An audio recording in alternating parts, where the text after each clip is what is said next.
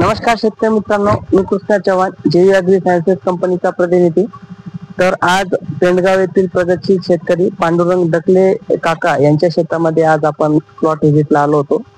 तर काकांनी जेयू पोटॅश 2000 हे काकांनी ड्रिचिंग मधून अद्रकीला सोडलेलं आहे. तर आपण दादांकडून जाणून घेणार आहोत की त्यांना कसा अनुभव आला हे सोडल्यानंतर. दादा नमस्कार, तुमचा परिचय सांगा.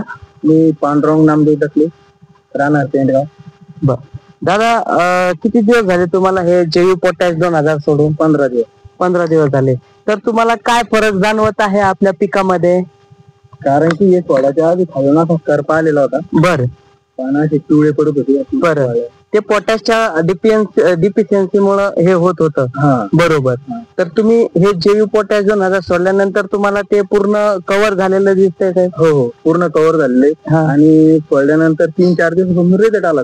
3-4 दिवसानंतरच रिझल्ट तुम्हाला आले.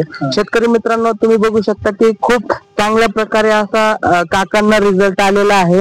ते तुमची त्याच्यानंतर साईज वगैरे पण आपल्याला चांगली वाटते. याची स्टम्पची वगैरे साईज पण वाढलेली आहे. तुम्ही शेतकऱ्यांना काय सजेस्ट करावं? माझं म्हणणं शेतकऱ्यांनी हे सोडावं, हे जेयू पोटॅश सोडून एकदा तरी सोडावं. शेतकरी मित्रांनो, तुम्ही बघू शकता की याचा खूप छान प्रकारे असा रिझल्ट आलेला आहे आणि काका पण सजेस्ट करताय. धन्यवाद.